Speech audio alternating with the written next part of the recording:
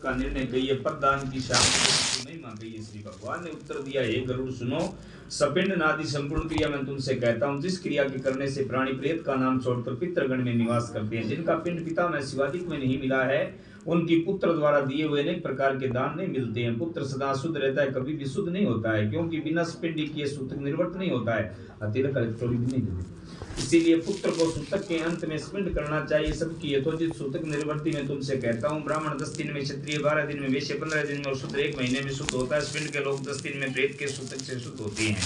अपने कुल के लोग 3 रात्रि में शुद्ध होते हैं और गोत्रजन स्नान मात्र से शुद्ध होते हैं। चौथी पीढ़ी में 10 रात्रि तक सूतक रहता है। 8वीं में 3 दिन, 9वीं में 2 पहर और 10वीं पीढ़ी में स्नान करने से ही मृतक सूतक जनन सूतक छूट जाते हैं। मृतक सूतक तो मरा भी नहीं है, जनन सूतक को मतलब बच्चों जन्म भी नहीं है। प्रदेश में गए हुए का मृत्यु का समाचार उसके मरने के 10 दिन के भीतर मिले। उस समय 10 दिन में जितने दिन शेष रहे उतने दिन सूतक काल जानिए। 10 दिन के बीत जाने पर 1 वर्ष से पहले यदि मृत्यु का समाचार मिले तब 3 रात्रि पर्यंत सूतक जानिए और 1 वर्ष बाद मृत्यु का समाचार मिलने पर स्नान मात्र से शुद्ध होता है।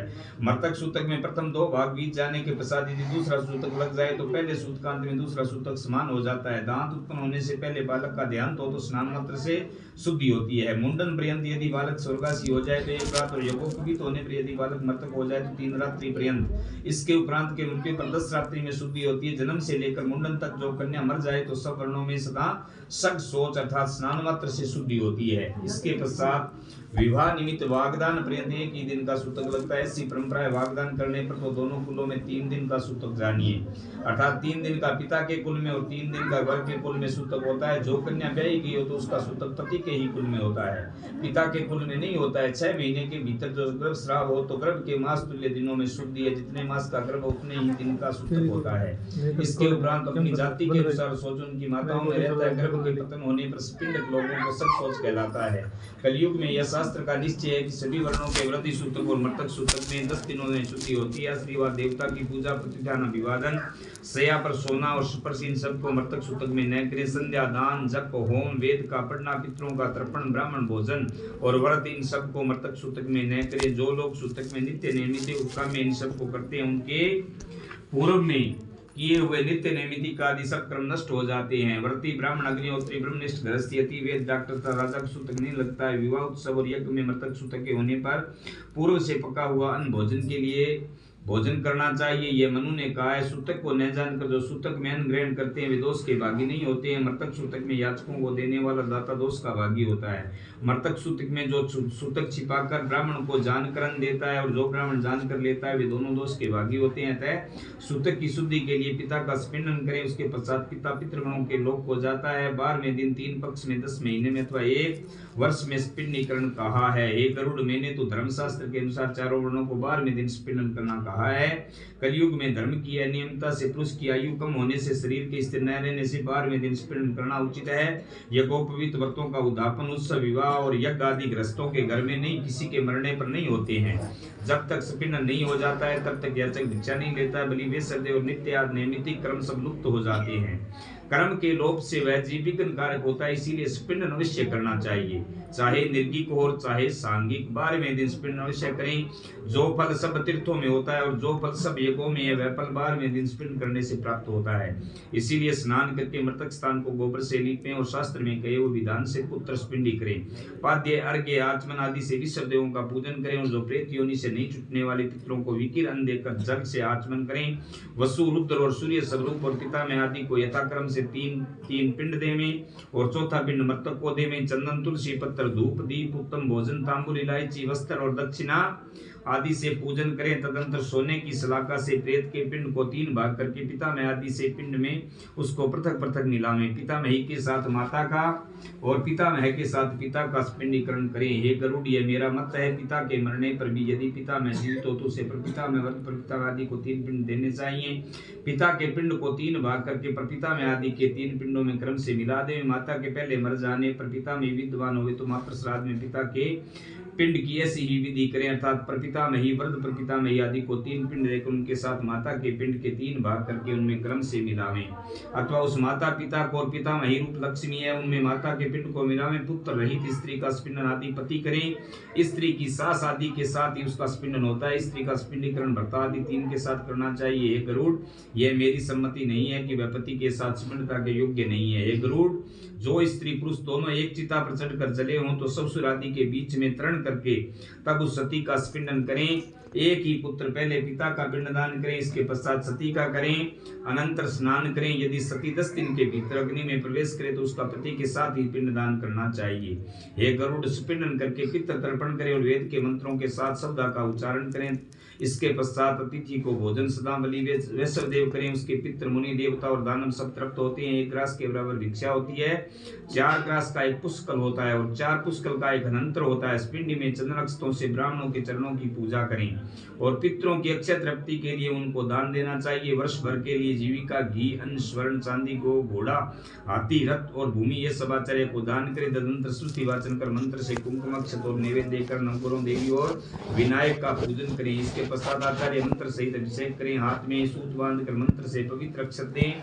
इसके पश्चात नाना प्रकार के सुंदर मिष्ठान से 12 ब्राह्मणों को भोजन करावें। उनको दक्षिणा के साथ जल और अन्न सहित 12 घट दान करें। ब्राह्मण भोजन के पश्चात चारों वर्णों को वर्ण के कर्मानुसार जल, आयुध, प्रतोद और दंड छूना चाहिए। ब्राह्मण जल को, क्षत्रिय आयुध को, वैश्य प्रतोद को, शुद्ध दंड को स्पर्श करे तब शुद्धि होती है। इस प्रकार स्पिंडन करके क्रिया के वस्त्रों का त्याग करें। शुक्ल वस्त्र धारण करके इंद्र सहित सब देवता की प्रशंसा करते हैं। अतः मरने पर अथवा जीते जी भी करे। पुष्ट काष्ठ की बनी हुई मनोहर अनेक चित्रों से सुसज्जित पुष्ट रेशमी सूत से बनी हुई और स्वर्ण के पत्रों से शोभित हंस के समान श्वेत रुई से ढकी गद्दी और सुंदर तकिया और ऊपर सुंदर चादर के वस्त्र से युक्त और गंध आदि से सुगंधित और सुंदर दिव्य बंधन से बंधी और सुख देने वाली वैसी बनाकर विस्तृत भूमि में स्थापित करें। छाता, चांदी की दीवट, चामर, आसन, पात्र, झारी, गड़ुआ, दर्पण और 5 रंग का चंदवा और भी जो कुछ वस्तु के लिए लाभदायक उन सब वस्तुओं को चारों ओर अपने अपने स्थान में स्थापित करें। उस पर स्वर्ण की लक्ष्मी सहित विष्णु की मूर्ति को संपूर्ण गहने और आभूषणों से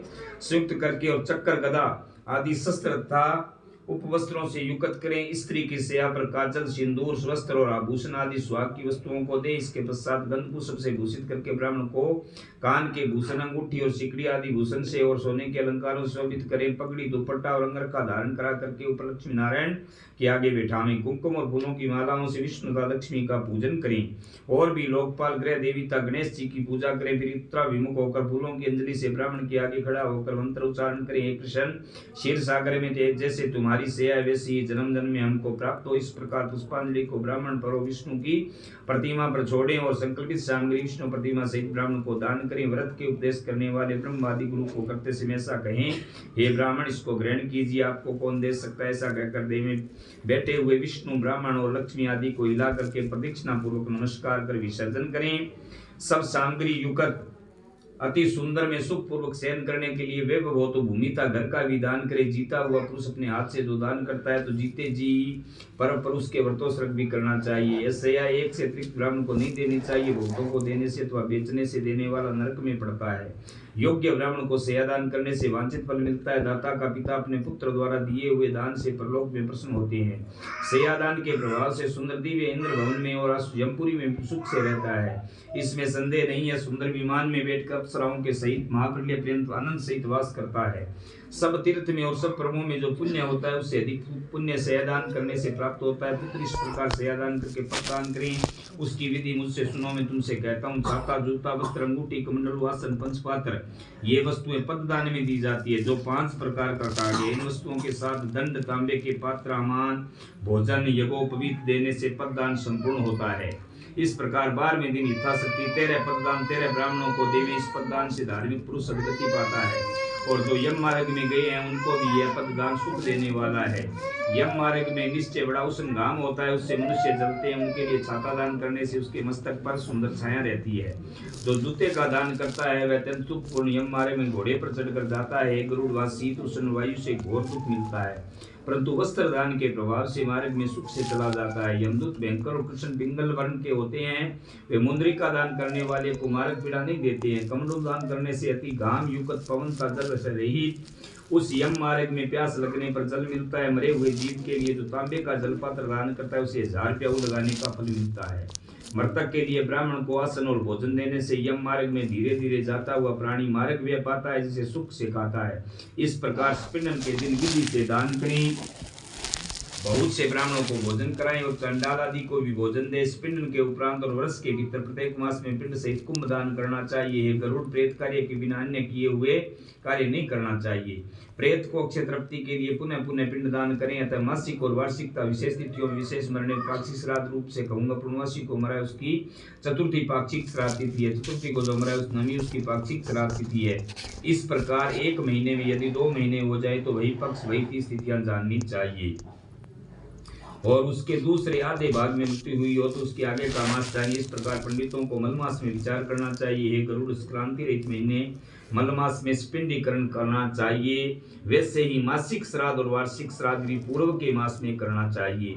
वर्ष के मध्य में यदि अधिक मास हो जाए तो प्रेत की वार्षिक क्रिया 13वें महीने में करनी चाहिए। संक्रांति रहित महीने में पिंडदान नहीं करना चाहिए और संक्रांति युक्त महीने में ही पिंडदान करना चाहिए। ऐसे दोनों महीनों में प्रति वर्ष श्राद्ध करना चाहिए। इस प्रकार संवत्सर के पूर्ण होने पर वार्षिक श्राद्ध करें, उसमें विशेषकर ब्राह्मणों को भोजन कराना योग्य है। संवत्सर के उपरांत श्राद्ध में 3 पिंड सदा करना चाहिए। उद्दिष्ट न करने वाला पुत्र पितृघातक होता है। वार्षिक श्राद्ध हुए बिना तीर्थ श्राद्ध, गया श्राद्ध, गच्छायता पितृ श्राद्ध संबंधी कार्य ग्रहण में युगादि तिथियों में नहीं करना चाहिए। गरुड़, जब पुत्र को गया श्राद्ध करना हो तो संवत्सर के उपरांत विधि पूर्वक करना चाहिए।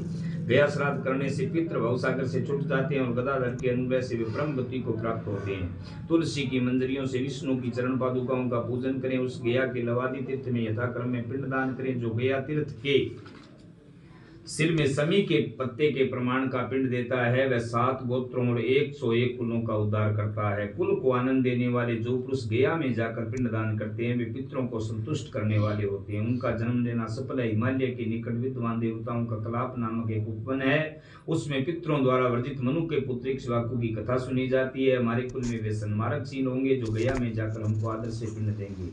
हे गरुड़, इस प्रकार जो पुत्र आनुषी की क्रिया करता है वह कौशिक के पुत्र विश्वामित्र के समान सुखी होता है और मुक्त हो जाता है। हे गरुड़, भारद्वाज के 7 पुत्र गो हत्या दोष के कारण शपथ व्याघ्र पितरों के प्रताप से जन्म विवाह पूर्ण मुक्त हो गए। 7 व्याध सारण देश में, मृग कालिंजर पर्वत में, चक्रवाक सरद्वीप में और हंस इस मानसरोवर में वेद प्रांगत ब्राह्मण के पुत्र भी कुरुक्षेत्र में पिता की भक्ति के कारण मुक्त हुए। इस कारण अपने उत्थान के लिए मनुष्यों को पितृभक्त होना चाहिए। पिता की भक्ति से परलोक तथा इस लोक में सुख होता है। हे गरुड़, मैंने पुत्र की इच्छा को देने वाली, पवित्र मुक्ति को देने वाली यह सबौद्रव्य क्रिया कही है। जो कोई निर्धन मनुष्य भी इस कथा को सुनेगा वह पाप से छुटकर दान के फल का भागी होगा। जो मनुष्य मेरा कहा हुआ श्राद्ध और दान विधि पूर्वक करेगा और गुरु पुराण को सुनेगा उसका फल सुनो। पिता सत्पुत्रों को गोधन, पिता में धन देता है, पर पिता में भी धन ही देता है, वरन पर पिता में विपुल खाद्य सामग्री आदि देता है। परंतु ये पितृदेव पिता में प्रपिता में आदि श्राद्ध तर्पण से तृप्त होकर पुत्रों को वांछित फल देकर धर्म मार्ग से धर्मराज के भवन को जाते हैं। वहां में धर्मसभा में बड़े आदर से स्थित होते हैं। 13वां अध्याय समाप्त हुआ। बोलो गरुड़ पुराण भगवान की जय हो। 14वां अध्याय धर्मराज नगर वर्णन। गरुड़ जी बोले कि ये दया के निधान भगवान यमलोक कितना बड़ा है, कैसा है, किसने बनाया है, उसकी सभा कैसी है, उसमें धर्मराज किसके साथ में रहते हैं। जिन धर्म मार्गों से धर्मात्मा लोग धर्मराज के मंदिर को जाते हैं उन धर्मरूपी मार्गों का वर्णन उससे कहिए। श्री भगवान कहते हैं कि ये गरुड़ सुनिए, जो नारद आदि ऋषियों के जाने योग्य है वह सुंदर धर्मराज का नगर बड़े पुण्यों से मिलता है। दक्षिण और नैऋत्य के बीच में जो वेव सम्मत धर्मराज का पूरा वह सब वज्र का बना है, जिसको देवता और असुर भी भेदन नहीं कर सकते हैं। वह चौकोर है, उसके 4 दरवाजे, ऊंचे ऊंचे प्रकोटों 4 दीवारी से घिरा है और उसका प्रमाण 1000 योजन 4000 कोस का जाता है। उस पुर में चित्रगुप्त जी का सुंदर मंदिर है। वह 25 योजन चौड़ा और लंबा है तथा 10 योजन ऊंचा, बहुत सुंदर और लोहे के प्रकोटों से घिरा है। इसमें आने जाने के लिए सैकड़ों गलियां हैं और वह पताका ध्वजाओं से भूषित तथा विमानों से भरा है। गाने बजाने के शब्दों से शब्दायमान है। कुशल चतुर विचित्रों से चित्रित है तथा देव शिल्पियों के द्वारा बना हुआ है। फुलवारी और बागों से रमणीय है। वहां एक प्रकार के पक्षी बोल रहे हैं। गंधर्व और अप्सराओं से चारों ओर से घिरा है। उस नगर की सभा में अपने अति अद्भुत आसन पर चित्रगुप्त जी विराजमान होकर मनुष्य की आयु का सही आकलन रखते हैं। वे चित्रगुप्त पुण्य और पाप के लिखने में कभी भूल नहीं करते हैं। जिस जिसने जैसा शुभ और शुभ कर्म अपने जीवन में इकट्ठा किया है, वही सब चित्रगुप्त जी के लेख अनुसार भोगना पड़ता है। चित्रगुप्त के स्थान से पूर्व की ओर से जबर का घर है, दक्षिण की ओर सूल, मकड़ी और विस्फोटक छाला पड़ना आदि का स्थान है तथा पश्चिम की ओर कालपास, अजीर्ण और रुचि रोग का स्थान है। उत्तर की ओर राजरोग, तपेदिक और पांडु पीलिया रोग, ईशान कोण में सिर पीड़ा और आग्नेय कोण में मूर्छा का स्थान है। नैऋत्य के कोण में अतिसार, वायव्य कोण में शीत और दाह का स्थान है। इसी प्रकार के अन्य व्याधियों से वह चित्रगुप्त का स्थान गिरा है। वहां बैठे चित्रगुप्त मनुष्यों के शुभ और शुभ पाप पुण्य कर्मों को लिखा करते हैं। चित्रगुप्त के स्थान से 20 योजना के धर्मराजपुर के बीच में दिव्य रतन में और बिजली की चमचमाहट तथा सूर्य की सी क्रांतिवान धर्मराज का बड़ा सुंदर मंदिर है। वह 200 योजन लंबा चौड़ा और 50 योजन ऊंचा है। हजारों खंभे उसमें लगे हैं। वैदुर्य मणियों से भूषित था, सोने से अलंकृत है, सजा है और उसमें अनेक प्रकार के महल बने हैं। शरद काल के मेघ के समान सोने के कलशों से मनोहर है। चित्रगुप्त युगत सप्टिक मणियों की सीधी वाला, वह हीरा की कुटियों से शोभायमान है। उसके झरोखों में मोतियों की झालरें लगी है। वह पताका और ध्वजाओं से शोभित है तथा घंटा और नगाड़ों के नाद से युक्त है और सोने की बंधनवारों से मंडित है। उसमें विभिन्न प्रकार की नक्काशी युक्त सोने के सैकड़ों किवाड़ लगे हैं एवं अनेक प्रकार के वृक्ष, लता और कांटे रहित पेड़ों से शोभित है। इसी प्रकार के अन्य भूषणों से वह सदा भूषित है। अपने चित्रकारी एवं शिल्प विद्या के प्रभाव से विश्वकर्मा ने उसे बनाया है। उस पूर्व में 100 योजन चौड़ी काम रूपिणी दिव्य सभा है। उसमें सब और चमकीला सूर्य का सा प्रकाश है। वह न तो अधिक ठंडी है और न ही अधिक गर्म है। वह मन को अत्यंत हर्षित करने वाली है। उसमें न शोक है, न बुढ़ापा है, न भूख है, न प्यास है और न कुछ अप्रिय वस्तु है। उसमें देवता संबंधी तथा मनुष्य संबंधी सब कार्य मौजूद है। उसमें सर्वत्र रस युक्त बहुत से खाने योग्य भोजन पदार्थ तथा रस वाले स्वादिष्ट गर्म और ठंडा जल है। उसमें पुण्य में शब्द आदि विषय तथा नित्य कामना रूपी फल देने वाले वृक्ष हैं। एक गरुड़ वह सभा बाधा रहित, रमणीक और कामना देने वाली है। बहुत समय तक तप करके विश्वकर्मा ने उसे बनाया था। उसमें बड़े तप वाले, सत्य बोलने वाले, शांत स्वभाव, सन्यासी, सिद्ध और शुभ कर्म से पवित्र हुए लोग ही जाते हैं। उस सभा में अपने किए हुए अन्य पुण्य कर्मों से तेजों में शरीर वाले, अलंकार युक्त, निर्मल वस्त्र धारण करने वाले और भूषणों से भूषित लोग रहते हैं। उस सभा में 10 योजन विस्तृत सब रत्नों से शोभित अनुपम सुंदर आसन पर धर्मराज बैठे हैं। वे सज्जनों में श्रेष्ठ हैं। उनके मस्तक पर छत्र है शोभित है। श्रीमान कुंडलों से अलंकृत और बड़े बड़े मुकुट से शोभित हैं। सब प्रकार के अलंकारों से युक्त नीले मेघ के समान क्रांति वाले हैं। हाथ में सुंदर पंखा लिए हुए अप्सराएं उनको पवन कर रही है तथा गंधर्वों के समूह और मृत्य आदि से चारों उनकी सेवा करते हैं। हाथ में पाश लिए हुए मोहन, बलवान, काल और विचित्र रूप चित्रगुप्त यमराज से वे सेवित हैं। तपास, फांसी और दंड लिए हुए भयंकर रूप आज्ञा में रहने वाले और अपने तुल्य बल वाले अनेक योद्धाओं से भी घिरे हैं। हे गरुड़, अग्निस्वाता, पित्र, सौमपा, उपसुमपा, शब्दावंत, वही शरद, मूर्त और अमूर्त जो पित्र हैं, तारियम आदि पितृगण और मूर्तिमान जो अन्य पित्र हैं, वे समुनियों के साथ उन धर्मराज की उपासना करते हैं। अत्रि, वशिष्ठ, पुलह, दक्ष, कर्तु, अंगिरा, जामदग्नि, परशुराम, भृगु, पुलस्त्य, अगस्त्य और नारद जी, ये तान्य बहुत से धर्मराज की सभा के सभासद हैं, जिनकी नाम और कर्मों से संख्या नहीं हो सकती है। धर्मशास्त्रों की व्याख्याओं से यथार्थ निर्णय करने वाले ब्रह्मा जी की आज्ञा से धर्मराज की सेवा करते हैं। सूर्यवंशी, सोमवंशी, तान्य जो धर्मात्मा राजा लोग हैं, वे उस सभा में धर्मराज की सेवा करते हैं। मनु, दलीप, मानदाता, सगर, भागीरथ, अम्बरीश, अनन्य, मुचुकुंद, नीमि, पृथु, यताति, नहुषपुर, दुष्यंत, शिवी, नल, भरत, शांतनु, पांडु और सहस्रार्जुन, ये विख्यात कीर्ति वाले पुण्य कर्म राजर्षि लोग बहुत से समय यज्ञों को करके धर्मराज के सभासद हुए। धर्मराज की सभा में धर्म ही विद्यमान रहता है, वहाँ पक्षपात, झूठ और दम्भ नहीं है। उनकी सभा के सब सभासद शास्त्र के ज्ञाता और धर्मपरायण हैं। वे उस सभा में निरंतर धर्मराज की उपासना करते हैं। हे गरुड़, महात्मा धर्मराज की वह सभा ऐसी है कि जिसको दक्षिण मार्ग से गए हुए पापी लोग नहीं देख सकते हैं। धर्मराज के पुर में जाने के लिए 4 मार्ग हैं। पापियों के जाने के लिए जो मार्ग है वह तुमसे कह दिया है। पूर्ववादी 3 मार्गों से जो धर्मराज के मंदिर को जाते हैं, वे सुकृति लोग पुण्यों से उस सभा में जाते हैं। उनको सुनो, वहां सब भोगों से युक्त एक पूर्व का मार्ग है। पारिजात नामक वृक्ष की छाया है। वह रत्नों से शोभित है, विमानों के समूह से भरा है। जहां तहां हंसों की पंक्तियां विराजमान है। मूंगे के बागों से घिरा है और अमृततुल्य जल से युक्त है। उसी पूर्व मार्ग में ब्रह्मर्षि लोग, पुण्यवान निर्मल राजर्षि लोग, अप्सराओं के समूह, गंधर्व, विद्याधर और बड़े वासुकी आदि सांप जाते हैं तथा अन्य जो व्यक्ति देवताओं की आराधना करने वाले, शिव जी की भक्ति करने वाले, गर्मी में प्याऊ लगाने वाले, माघ में लकड़ी देने वाले तथा वर्षा ऋतु में जो विरक्त लोगों को दान मान से आश्रय देने वाले और दुखितों को मीठे वचन कहकर आश्रय देने वाले हैं वे लोग और जो सत्यता धर्म में रहते हैं और क्रोधता लोभ से रहित हैं, माता पिता के भक्त और गुरु की सेवा करने वाले हैं, भूमि घर गाय और विद्या का दान करने वाले, पुराण को वांचने वाले और सुनने वाले तथा सप्ताह आदि प्रायण करने वाले, ये सुकृति लोग अन्य जो पूर्व द्वार के प्रवेश करने वाले सुशील और विशुद्ध बुद्धि वाले हैं, वे धर्मराज की सभा में जाते हैं।